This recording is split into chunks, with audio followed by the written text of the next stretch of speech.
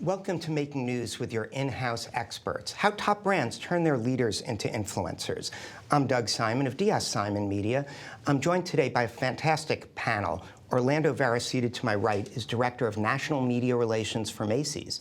Jean Salvatore is former Chief Spokesperson for the Insurance Information Institute and President of JMS Consulting. And Michael Neuwirth is Senior Director of External Communications at Danone North America.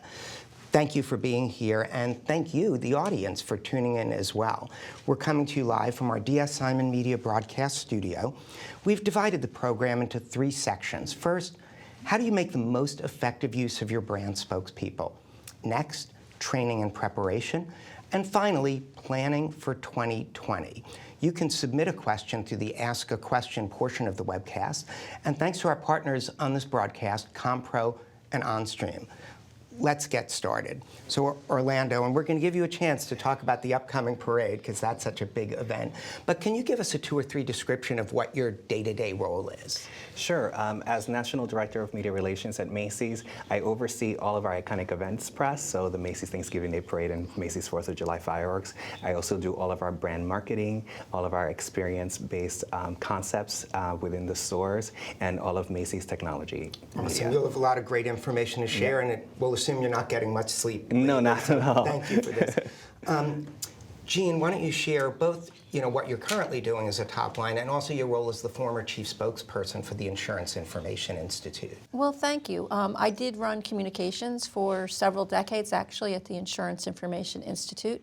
Now I'm helping other people to do the same thing. I have my own business that specializes in very strategic presentation and media training. Perfect, and thanks to you for taking time out of your busy day. And Michael, you've got some significant responsibilities as well as Senior Director of External Communications for Danone North America. That encompasses a wide range of brands. Yes, so I lead the team that decides, among other things, who the spokespeople are, what are the topics that we're going to promote for our brands. We're the largest maker of yogurt worldwide, we're the largest organic food company, and we have a very significant plant-based food and beverage business as well. So figuring out what to tell, who's going to tell it, and when, that's a big part of my job. Great. Well, we're going to take a look at a short video with samples of media placements that each of you has been involved with, so roll the tape. When you're standing there and you're enjoying the parade and all the confetti and all the noise from the bands and the crowd, seeing these balloons come across the sky, it really is a beautiful sight. From wildfires to hurricanes to tornadoes, disasters happen all across the country. That's why it is so important to make sure you have the right amount, the right type of insurance for your home, your car, your business. Joining us live right now from New York is Jean Salvatore with the Insurance Information Institute. And it's really important to understand what you're covered for and what you're not. We spend a lot of time making sure that we're delivering the right products for parents who are the gatekeepers for young children. So we have a brand called Danimals, where we've developed a product that's perfectly designed for that consumer in terms of a kid really wanting it, but also having the right nutritional profile and not a lot of sugar for a parent to kind of want to reach. Great. So we've seen some examples on different scales. Why don't you each share and take us through how do you work with in-house spokespeople in the past, sometimes when they're yourself as well? In Orlando, I know you do interviews in both English and Spanish representing the company. I do. First of all, we always try to find an internal spokesperson for any area of business that I cover. I think it's really more important to have that authenticity of someone who does the work day to day. But sometimes with the scale of some of the elements and projects that we have, that person still has to do their day-to-day job, and so in some cases we have to step in and serve as that spokesperson as well. So for us, we just need to be kind of jack of all trades to be able to know as much as we can about different areas of business so that we're able to speak intelligently about those projects as well. Yeah, and I guess there is a benefit that you guys actually know the content more Right. deeply, so you're more prepared if a question comes up. Now, Jean, you had an interesting role because you were representing many member companies that sometimes competed intensely with each other. So for people who are involved with associations and in that role, how do you navigate that, and what's your focus on in-house Well, one of representation? the primary focuses was making sure that we were truly subject matter experts, and that knowledge of the subject matter really translated well with the media because they trusted us, what we said, they believed what we said because we were coming from a position of information. And everything, we communicated was very much about educating the public. And now, Michael, for you, one of your challenges is navigating so many different brands under the big umbrella. Do you have to worry about them stepping on each other's toes? Are there differences in how each of the brands approach? How do you navigate that piece to it? Well, being a parent helps with understanding that all of my children are equally important and they all have great skills. But often we need different players at different times. So translating what are our business priorities at what time of the year, and translating that into picking what to tell, who to tell, and then of course becoming the communications coach in order to get our subject matter experts ready for showtime so they can adequately and appropriately represent the company. Yeah, parenting can probably only help so much. I assume you don't have 20-plus name brand kids. No, but we do have 20-plus name brands. Yes, right, so that makes it more of a challenge. So what are some of the pros and cons? I know you're each believers in the idea of getting the internal spokespeople out there. What are some of the pros and cons? Well, without a doubt, credibility. Someone, as you saw in the example earlier, who's a marketer, who understands as a parent and as a food maker, what types of foods do I need to be bringing home for my children? What types of offerings should we be bringing to the market? And in the example you saw there, a new yogurt that we launched earlier this year called Too Good, T-O-O, because it has just 2 grams of sugar, which is the lowest sugar yogurt on the market. And so we really need to figure out pairings, who's the subject matter expert, and then who's going to flank that person. And the example you saw in the earlier clip was a research and innovation person, someone who spends his life making different types of yogurts. So marketeer and a crafter, someone who makes yogurt. No, and that is a good approach to building authenticity. Jean, how about for you? It's also about matching the personality with the program. Like, we had economists who were very good spokespeople. They were better talking like financial news. So it was also matching. Orlando? Yeah, and for us, it's also really taking away the layers of ego in some cases. With large companies, there's a set hierarchy of who may be responsible for a certain area of business. But we have to look at who the right person is, whether that is, it could be the lowest man on the totem pole, because they're the ones that are doing it day to day and know every single detail about that project, and also can translate into different kinds of media. So, if you have lots of people, you could also even separate them, and you're really good for radio, you're really good for broadcast, interface radio. Yeah, hopefully you won't be saying you're really good for radio after this one, but so people have strengths, and I think part of what we do is look for not only the subject matter expert, but also how that is going to best translate to the media, and so that is finding the right outlet for them, not just the media outlet, but the right venue. Is it radio? Is it print? Is it broadcast? Right, and journalists also have a say in this. We got some of their feedback in the Brand Visibility 2020 report that I shared with you, and also with folks out there. We followed up with that. One of the interesting things they're finding is they actually prefer, by 87% when given a choice,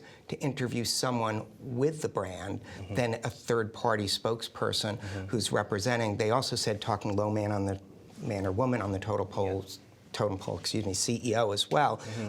Making your CEO media accessible makes a brand more authentic as well. So what's your take on how overwhelming the journalist preference is? Is that a surprise to any of you? No, it's not a surprise to me. No. And just to pick up on Orlando's point, it's a terrific, with the proliferation of so many media outlets, you really can slice and dice your topic into different parts. You can have a more technical side, as you suggested, that better suited for a more junior person or a subject matter expert that's deep, and go down a trade route. Yeah, and you talk about, Jean, go And also, ahead. I just want to add to that, frequently subject matter experts build relationships with journalists, and those journalists just feel more comfortable interviewing that person. They know, they've worked with them, they know what they're going to get, especially with broadcast. So, and we would encourage that. Those relationships were very important. Yeah, and Michael, to touch, on the point that you were making, the niche different media outlets that serve different markets, whether it's through their social media channels or online, they might be interested in a very tiny subset, like what's the chemical makeup of the helium that you're using in the balloons. There's someone that's super interested in that. On that. Okay, helium, thank you. Chemistry test will be after this. But, so is it important really to slice and dice and have people prepared and develop story angles for each of those niches? Yeah, absolutely. I think over time, I'll use the parade as an example. There used to just be 2 spokespeople, period. It didn't matter what the various requests were about. If they fell in that kind of world, one person took care of it and another person did this. What we found is with the extension of media and these great opportunities is that we can slice and dice it and find, we have a parade with 8,000 volunteers, different areas of that, from floats to balloons to performance groups.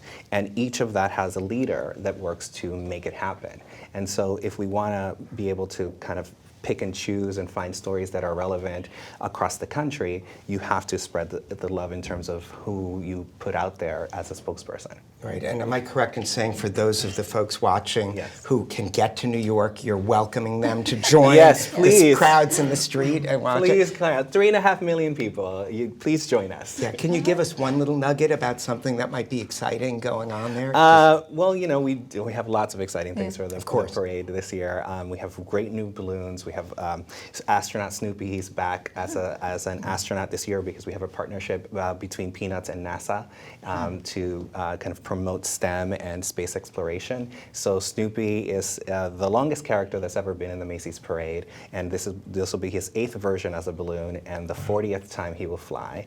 We have a special thing that we're working on that's coming from outer space, so for the parade. So I'll just hint at that. Cool. So in fairness, I should give each of you a chance to talk about something you're doing. No, it's a pretty tough act to follow there. Michael or Jean, do you want to jump in? I want to talk about Snoopy in space. I know.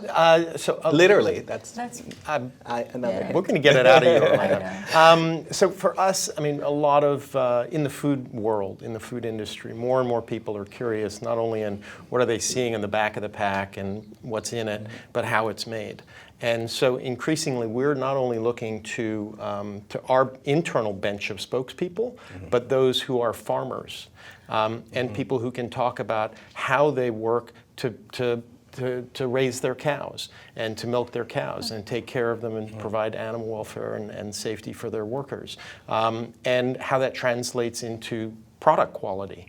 And so increasingly, as the food revolution is well underway, we see an opportunity to expand the bench of spokespeople. And I don't want to get too far ahead of ourselves, but that requires a whole extra level of preparation. Yeah, and you touch on a great point, which is about increasingly getting spokespeople out there engaged in the corporate social responsibility efforts, which increasingly now are involved with the core product. It's not just in a separate box. We've seen an increase in CSR type projects where companies, major brands are having their CEOs participate in local market conversations to talk about that type of thing. And Jean, I'll give you a chance to talk on that. Well, it's really important, especially if you want to, if the company is trying to get young people to work for that company.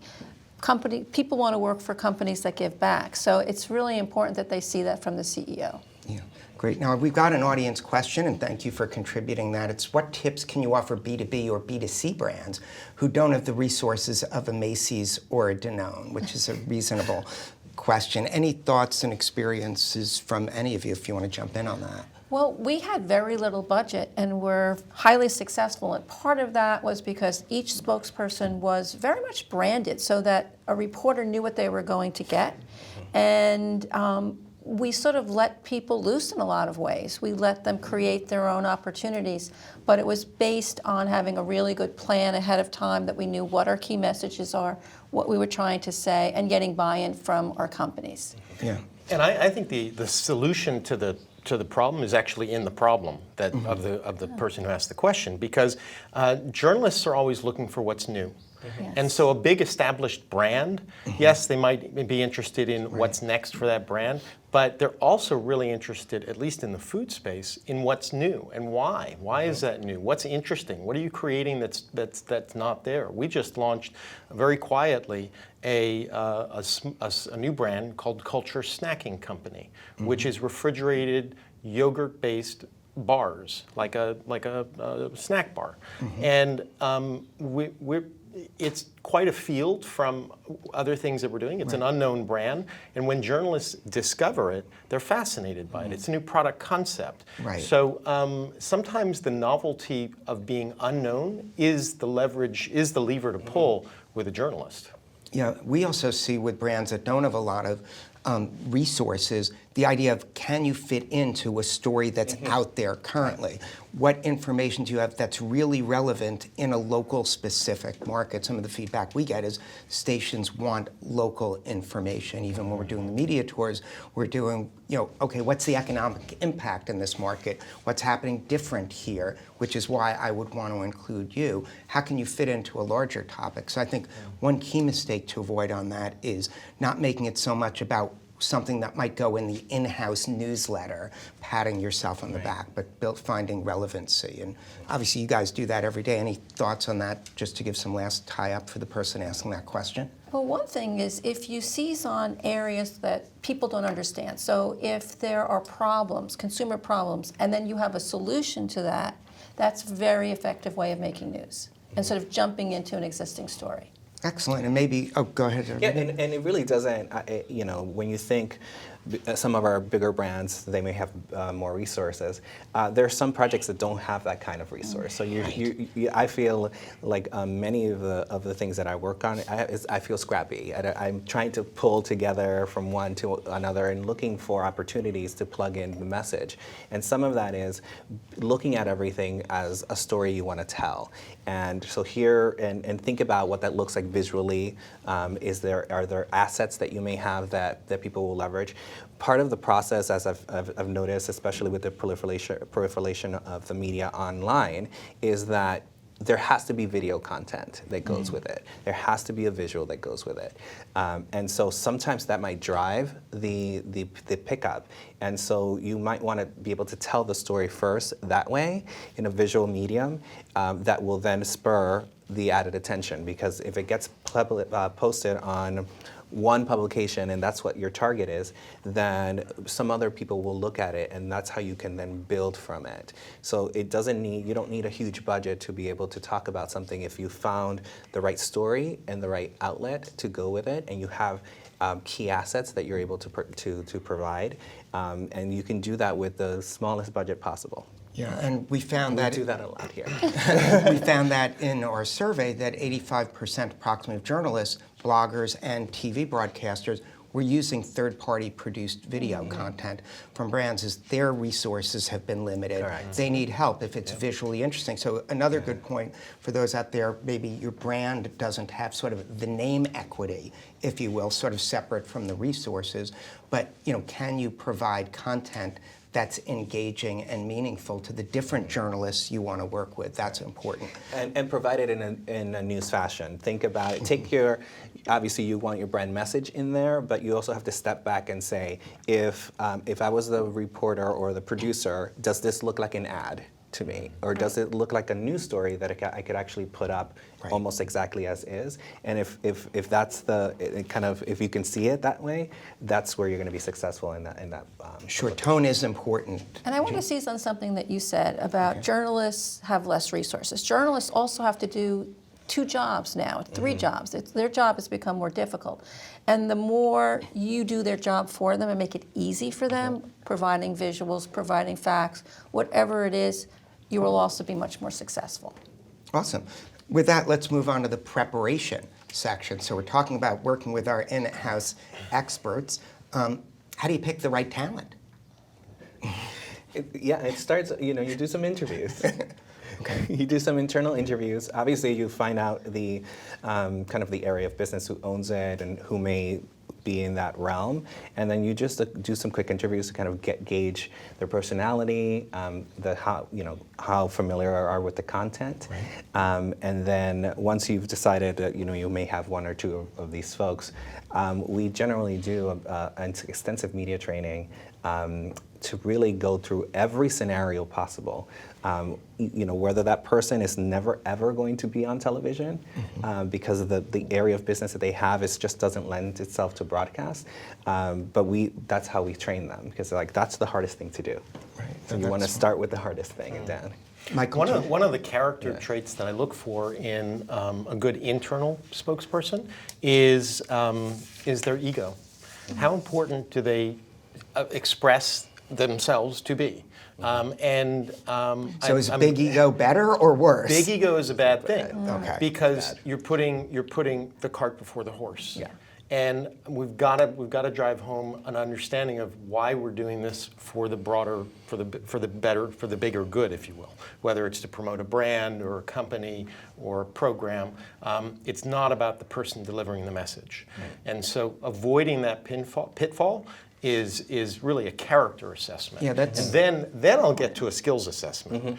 So I look for humility and someone who's fundamentally in service to the brand, the project, the company overall. No, that's great that you mentioned that. We worked on a campaign yesterday, and the spokesperson, who was an internal spokesperson, mentioned that he was an introvert, almost assuming that was a bad thing. Right. And I said, actually, that's a pretty good thing, because you've got the knowledge and you're going to come across as more authentic, because it's not about how great you are, it's about how cool it is, what's happening, what it means to people out there. You're all about the others watching instead of focused internally. So that was sort of an interesting wake-up moment. So it's give them the personality test too. And for those who don't have a lot of resources, and we can get to the B2B part of your question in just a little bit, you can play the role of journalist yourself. Ask them questions, see who does well. Right. One of the things that I would advise, and I'd love to get your feedback on this, is if you're not sure of what subjects to be talking about, go around and ask. Hey, what are you getting feedback on that people are saying, wow, that's cool, that's interesting, that's important? Go out to the individual people, have conversations with them about that so you can learn, see how they express themselves. Do they have that passion for it? Are they excited about it? And that's going to be a good starting point to help you develop the story angles, because that's what I was going to ask. How do you determine and craft stories to get the media exposure? Obviously, the parade is a good one, but there are definitely stories that are on different levels than that. So how do you figure out and craft what stories you're going to get out there? Well, generally I'm looking at what are the business priorities, and then I'm marrying that to where am I going to go story mine? So we know that added sugar in foods is a hot topic. Journalists are talking about that, whether we're part of the conversation or not. So when we launched this new product, Too Good, it was a clear business priority. And so we had to identify what are the angles that we're going to look at. And it was not only what is the product, the marketeer perspective, but how did you make a yogurt that has less sugar in it than is naturally in milk? There's a technology story there, and it's actually a patent pending process that we created, which they went on to talk about in that Cheddar TV interview. And so finding that sweet spot, that intersection of what's the business priority and what can we bring to the journalist priority is for me the Gene, so there's the planning proactive.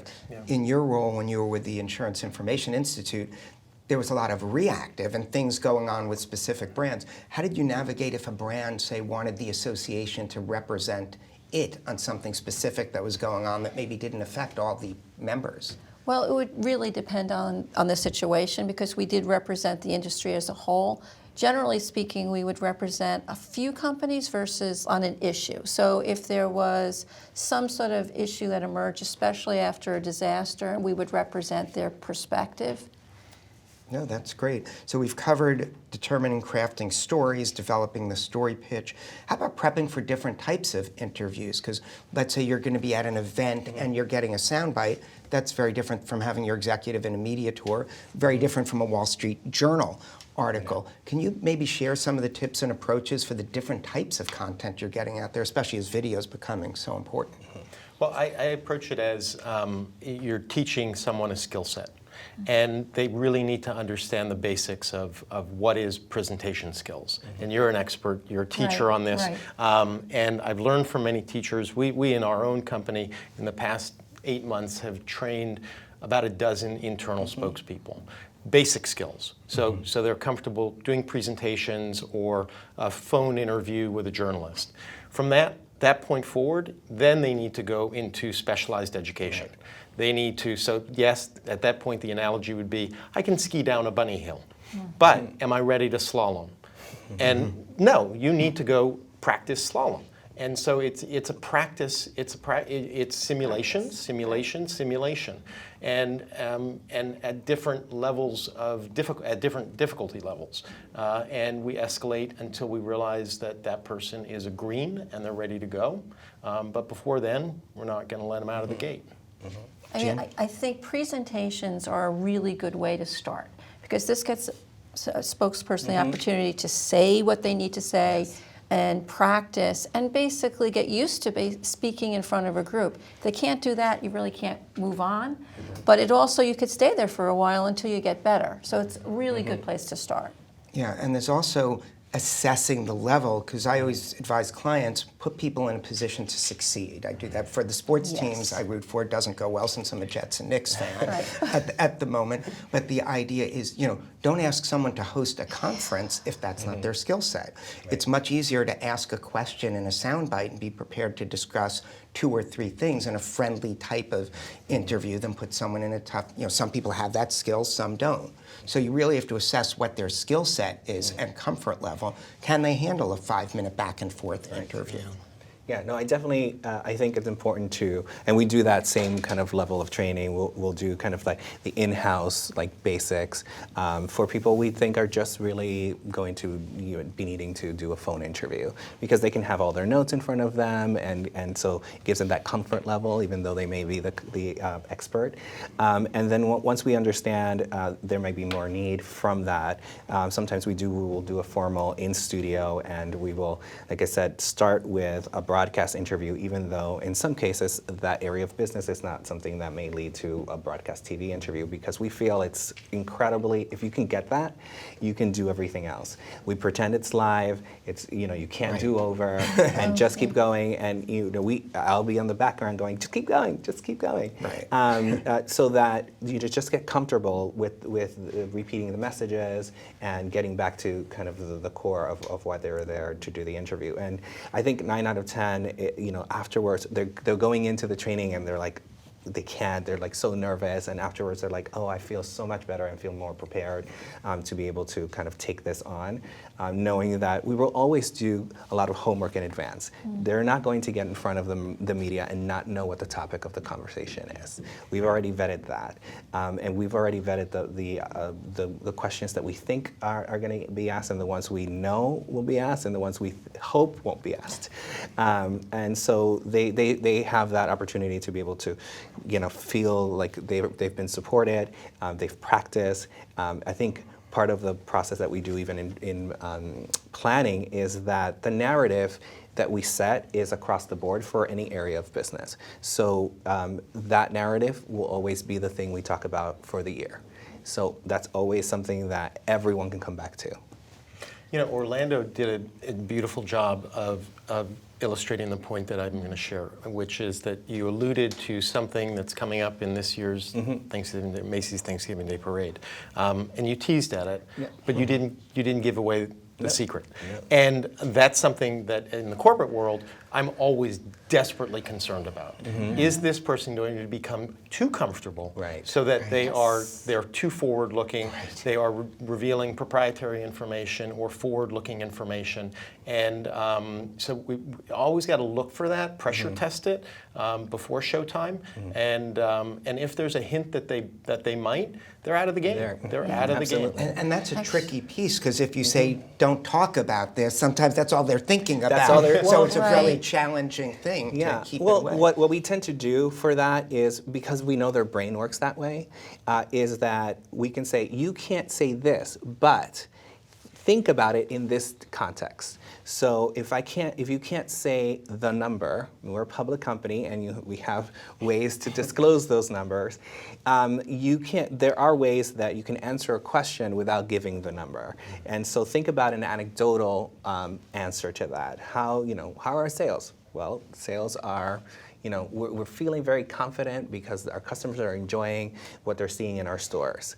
That doesn't give me a lot to work with, but it answers the question. And it doesn't give you the number that they want to spit out. And we also do some training whereas you have to switch your complete brain, the internal brain to the external brain. No one knows any acronyms that you're going to spit out because that's all internal, even if it's an industry standard. And so so that helps them move ahead of those kinds of areas because they know they can't even use the acronyms that they know because no one knows what that is. No, that's real smart. Now, Michael, you alluded earlier about buy-in from the top, and this is sort of two ways to look at this. As a PR person, one, you're sort of lobbying to get them to let you do good stuff on that. The other is sometimes they're forcing you to do bad stuff. So how do you navigate those two things? And you definitely don't have to be specific on the bad stuff side of it, but how do you navigate that with the senior leadership at your brand to get them on board? Well, one of the things I actually enjoy most about being a communications professional is that coaching role. And you can't coach if you don't have trust.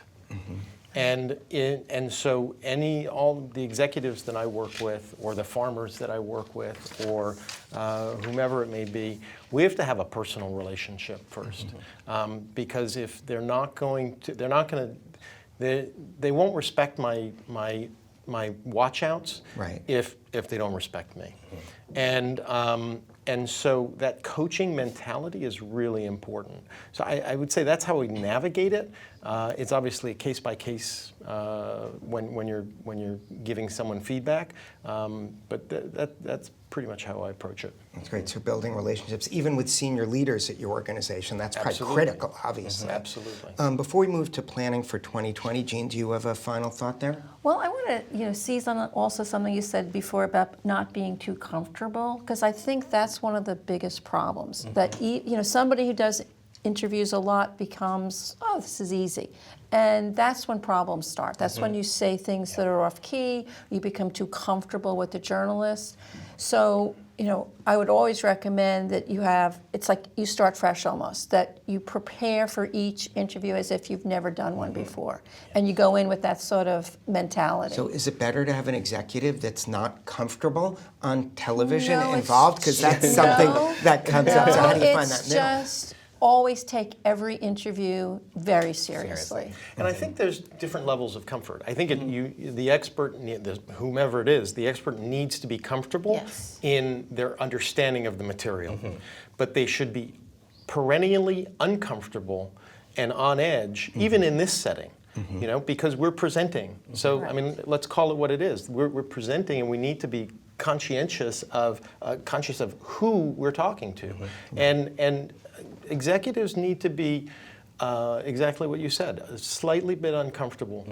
And especially in the age of social media, it could be the simplest interview, but one little snippet, it can go viral and it could be problematic. So you got to take everything very seriously. I always say that the moment you walk into the space, you're on. Even if the camera isn't on you, the reporter, the producer, anyone can look at your body language, any offhanded comments you may make, and that is going to inform how they write or how they report it later if it's not a live interview.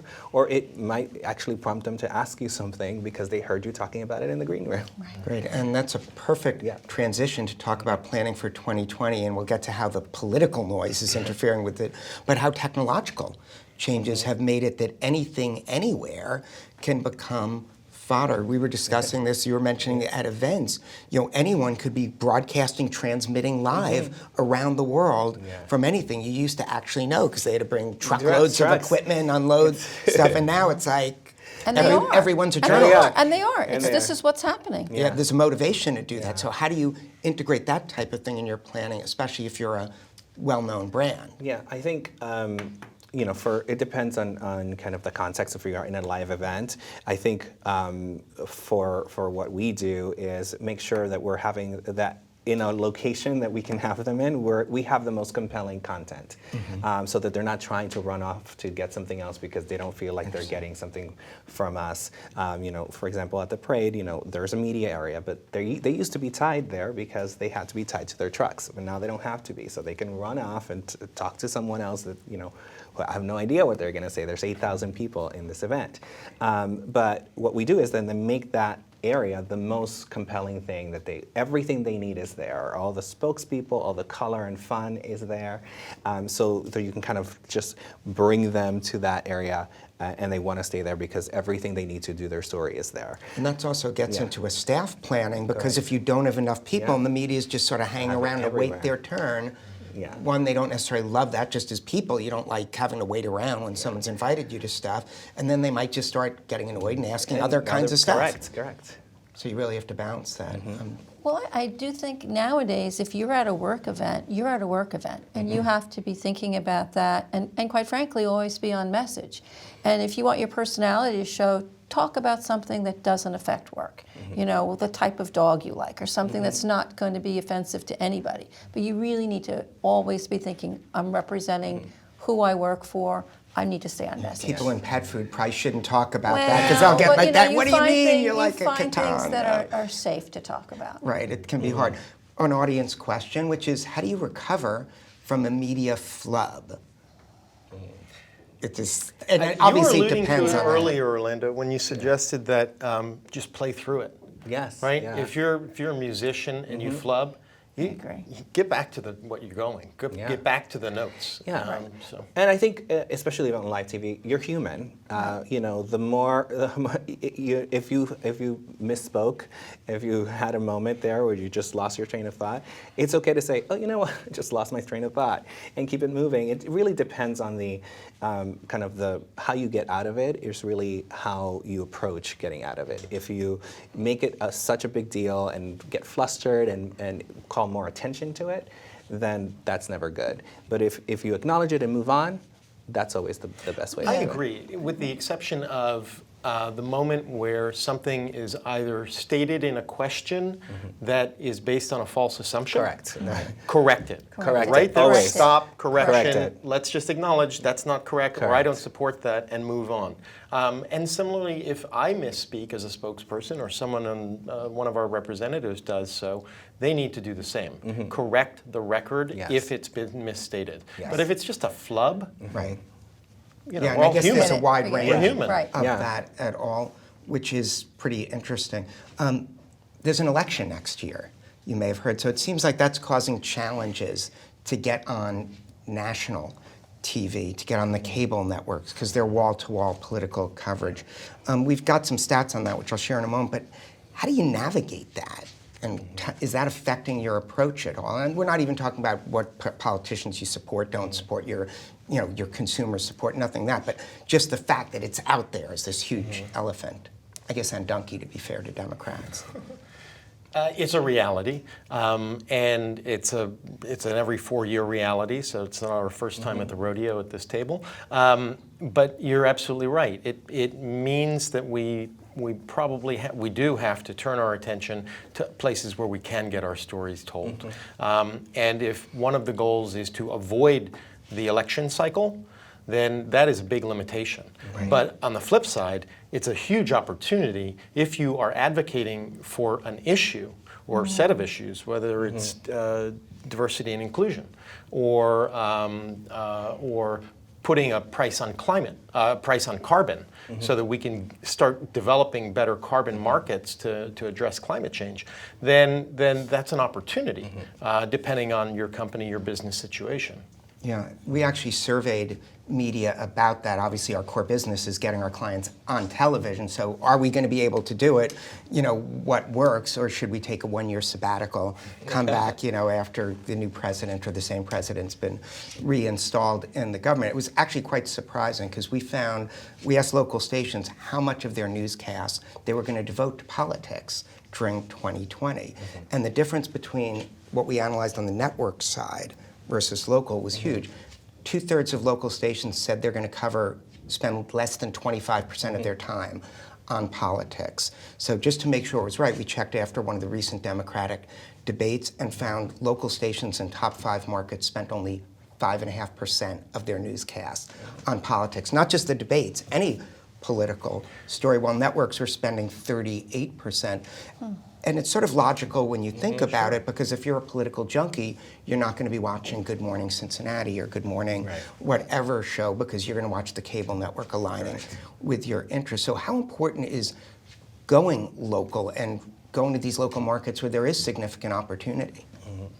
Well, I think going local always makes sense because it does allow you to tailor your message very specifically to your audience in a way that you can't do nationally. So it should always be very important. And if it's a really good interview, there's always the possibility that it could go national if you're providing something really interesting. Yeah. Michael? Oh, I was going to say, and you can also just even study all of the newscasts on that station. There's opportunities. I think everyone thinks of primetime news as the thing you want to be on, but in some cases, the story that you have to tell might work best in a noon newscast, where there's less of that kind of hard news and more opportunity to do kind of more lifestyle things, if that's your area. What's also interesting is there's actually more viewers.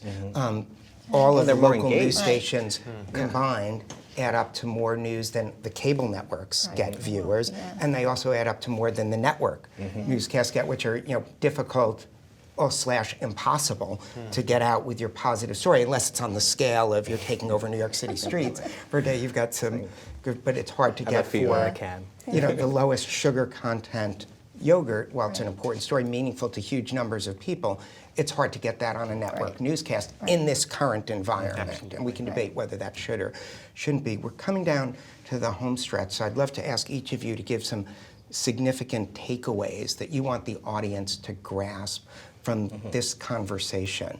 So if one of you wants to jump in first on that, I promise that we'll get Orlando out promptly so we don't delay the start of the Thanksgiving parade. That would be a bummer for everyone. He's got a lot on his agenda. So if one of you want to jump in, what's your final most important takeaways? I think have a goal for every interview, be very strategic, be prepared, and find a spokesperson that has both a subject matter expert and enthusiasm for the information. I think we've covered a lot of ground here. One area I would add is that look in the dark corners for your internal experts, the people who are not running to the front of the line, raising their hand, saying, I want to be on camera, I want my mom to see this. And that's important because they will likely have the expertise. They are likely coachable, as we all are, and their humility can become a huge strength for harnessing in the business. And Orlando? And I think it's important to just understand and really have a core defined narrative of what it is you want to talk about and how that looks like for the breadth of the campaign or the year, so that you can then find markers of when you can reinforce that, because most people will hear certain things until the amounts of time that they hear it is when it really sinks in, and so you want to be able to look at that narrative, spread it out across the length of your campaign or the year, and then find key times when you can reinforce it. And that could be with the same spokesperson talking about a different element of that narrative, or it could be multiple people, as long as the core part of that narrative, the umbrella piece, is always being reinforced. Great. Well, this has been a fantastic panel. Michael Neuwirth, thank you. Gene Salvatore, Orlando Veras. And for those of you watching, if you thought this had value, you can share the link with your colleagues. We'll be posting the full broadcast. Again, we welcome your feedback and questions and want to thank you for joining us for this very valuable, we hope, and helpful discussion. Thanks so much.